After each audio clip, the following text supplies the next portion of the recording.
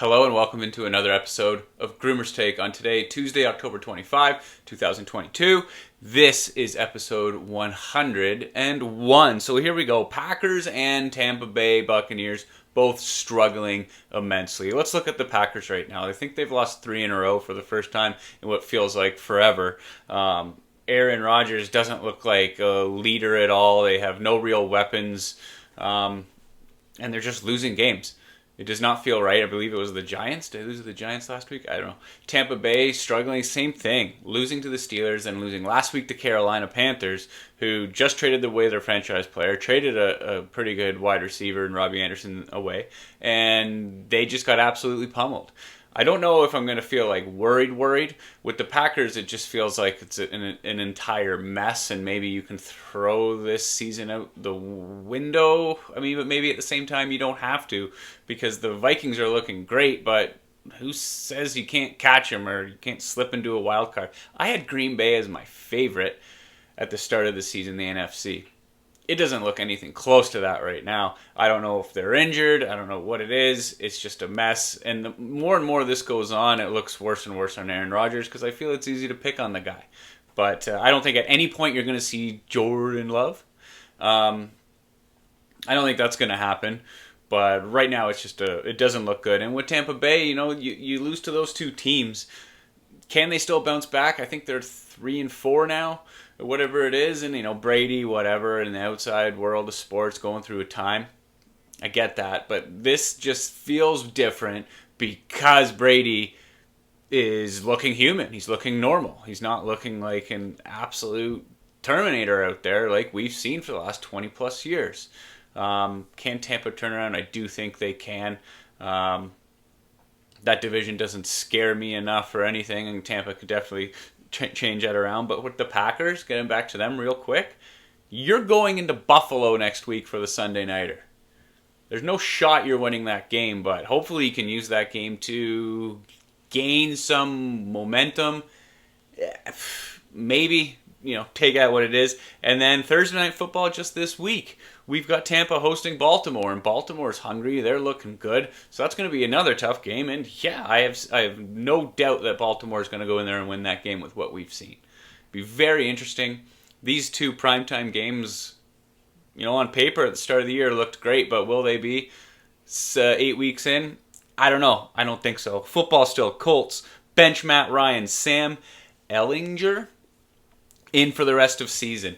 So we used to talk about here that Matt Ryan, was he done? Was because it was so bad in Atlanta? Like, was he done, or did he just need that fresh start? And they traded, the Colts trade for him. They get him, and hoping to, a little bit of rejuvenation. And it doesn't feel like that's it at all. It's horrible. It's been really bad. There's so many offensive weapons there, and he can't get any of them going. We'll take a quick look at Matt Ryan's 2022 passing stats. 203 for 297, a 68.3% completion rating, 2,008 yards, 6.8 average. That can't be good enough. That's like Mitch Trubisky area. 9 touchdowns, 9 picks, 44 long, and an 84.7 pass rating. Not good enough. Let's see what this kid does, and I guess, I guess this is it. This is it for Matt Ryan. I mean, I don't see how he can come back from this. So that is what it is. It's too bad. We'll see what the Colts can do with the rest of the season. World Series is set. Phillies versus Astros. What an incredibly boring ALCS that was. The Yankees struck out 50 times in 4 games. I don't know the exact number. I think it was something around there. You cannot strike out 50 times, no matter how good the Astros pitching is. But that is just a spanking. And we'll get back to Aaron Judge in just a second here, a little bit on him. But the Astros are a phenomenal baseball team. And even though how much I hate probably not really the whole franchise, but every player that was part of that 2017 championship, I think it was, that cheated, this is a good ball club. It's just a good baseball team. They pitch, they have timely hitting, they can hit for power. And I think they're my pick. And of course, I have to say them because my pick to win the World Series, or at least someone to look out for going into these championship series, was the San Diego Padres, and they lost 4-1, I think it was, to the Phillies. And I didn't watch too much of the Phillies this year, or in this playoff, but they look like a team of destiny right now. They really do. I've hated on Bryce Harper a lot because I think I more hate him than love the guy, but I totally give him respect for what he's been able to do this postseason so far. It looks absolutely great. I'm going to go with the Astros. Give me more than 4 games. I'm not ready for baseball to be over. I love having it on, especially playoff baseball. Give me 6. I'll go Astros in 6. Astros, again, World Series champion, 6 games. Christian McCaffrey back to NFL, traded to the San Francisco 49ers. I think this happened in the middle of the week last week. The return for him, whatever. Like, it was nothing crazy high end. But clearly Carolina's going in a different path now. San Francisco looks really good. If I'm San Francisco now, you just cruise the rest of this year. Don't do anything drastic before the deadline. I think they have a decent team. I don't think they're going to win the Super Bowl with Jimmy G at QB. But they love Trey Lance and they love what he can bring. He comes back healthy next year with this team, this defense who's going to be healthy, these weapons. San Fran could be the absolute real deal, and let's see what happens the rest of this year. But I love this move for the 49ers. I mean, if I'm grading it, I'll give it an A for sure. Why not? You're adding Christian McCaffrey, and for Carolina, I think I don't get it. I'd give them a B minus. Thought you could have got a lot more in return, although I'm not in that world. A little bit of a different change up here. We're tired of putting the Toronto Maple Leafs at the top of the hour, and we're going to put them somewhere in the middle here. So that's the thing. Toronto and Vegas last night, first game of a road trip. I think they were there for a couple of days. Maybe they enjoyed themselves, because it looks like they did enjoy themselves maybe too much already. You got to figure if you win that game, right, you're staying in Vegas for the night and enjoy yourself, and we'll head out for Thursday's game against San Jose. But I tried last night. I tried to stay awake. I think I made it not even halfway through the third, and I said my eyes aren't doing this anymore, but thank goodness, because it was a dreadful, dreadful hockey game to watch. It was brutal. The Leafs are playing, I mean, what is it? Boring? It's boring hockey. My favorite thing about it all is that Samsonov has looked great. He's looked really good, and I think he's going to keep this net. But, I mean, he played awesome last night, and not a single person showed up. Not one. They were slow at the beginning of every single period. The beginning of the third was god-awful. I almost turned it off immediately.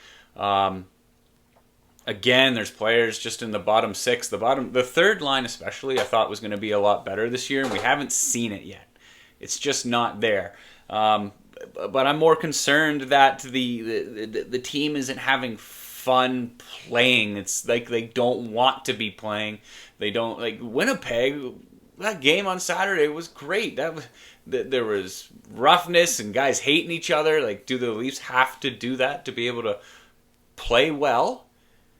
It's horrible. It's bad hockey right now. And whatever. And middle of the pack here in Grimmer's Take now. It is what it is. And Justin Hall, I mean, what is that? This guy? He can't even make it to the red line because he gets a bit of pressure on him, and then he gets scared and he just chips it towards the blue line to a player that is no longer moving.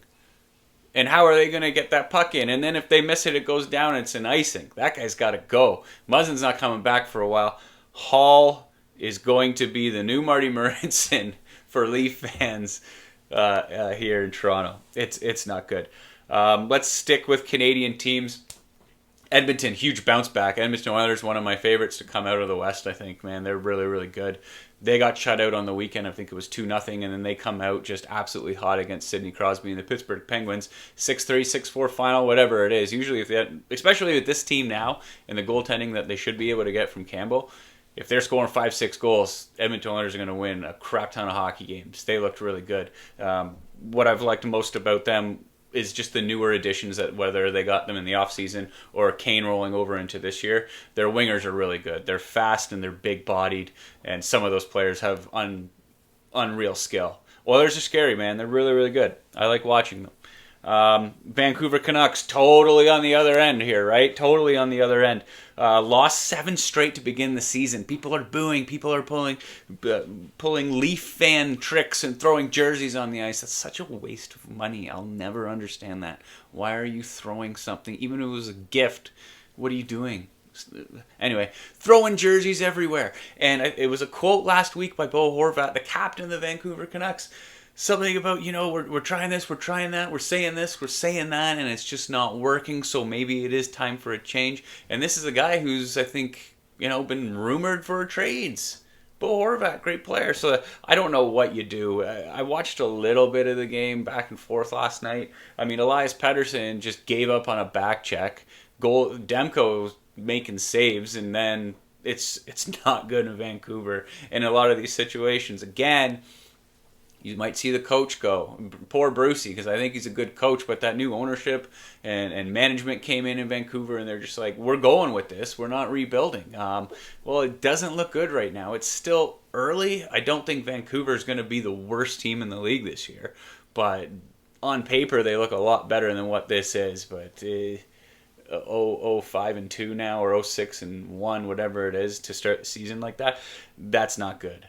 And the worst part about all that last night is that the Carolina Hurricanes were coming in. I think they came in after a loss, and they're one of the best teams in the league. So you knew that wasn't going to get any better. That was just, Carolina's good. Carolina's a good team too. So yeah, Vancouver, we'll see what happens there. Monday Night Football, sure, Bears Patriots. The only reason we're talking about this is, or at least I am here, because everyone had the Patriots. The spread was -8.5. Everyone was on the Patriots. I'm biased with Chicago. I have a lot of their players in my Dynasty Football League, so I want them to be good, and I think they can be.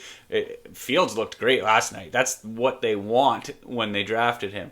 But the Patriots looked bad. Mac Jones getting pulled in the middle of the game. I mean, if he's your guy, if he's your kid, if he's your future, I think they invested some into him. You gotta keep him in there in those situations. That game wasn't terribly out of control, but you have a couple of weeks with Zappy, and he looked all right. So I don't know what's going on there. That's going to be interesting to watch. We don't see Belichick lose games like that, and that was bad. I have no idea what to think about this Patriots team right now, because you think last year even they're building, they're growing, and I think we expected a lot more out of them this year, and we're just not seeing it so far. It's a little off, but that was a good game last night for the Bears, and we'll see what they can do going forward. But yeah, just Patriot love everywhere. That was something to watch.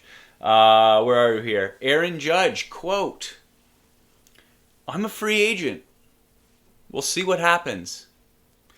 That to me is kind of like, I'm going to listen to absolutely everything out there, and he's going to be offered everything.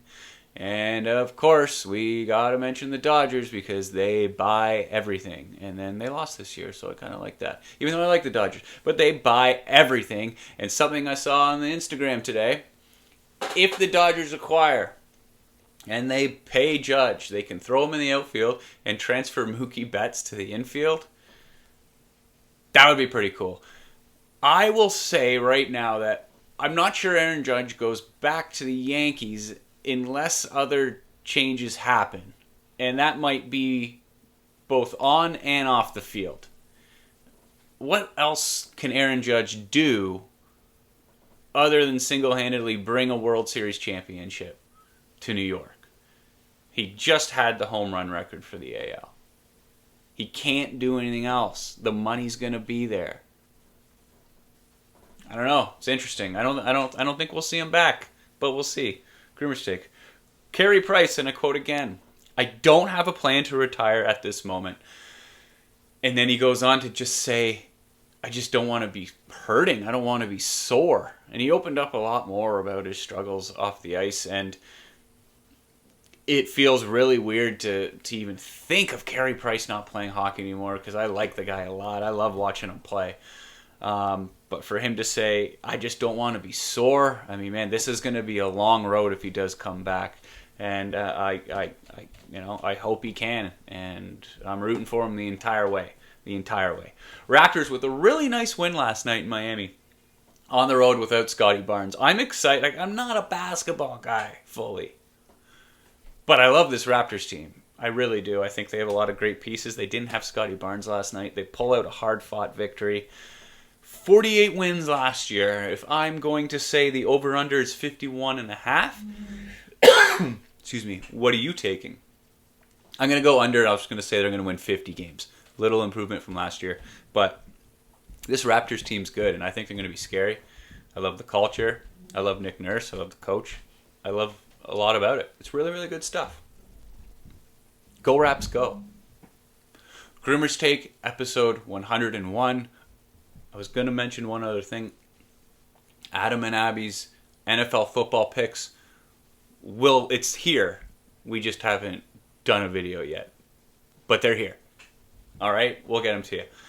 Groomer's Take, Tuesday, episode 101. Thanks for tuning in. I'll talk to you later.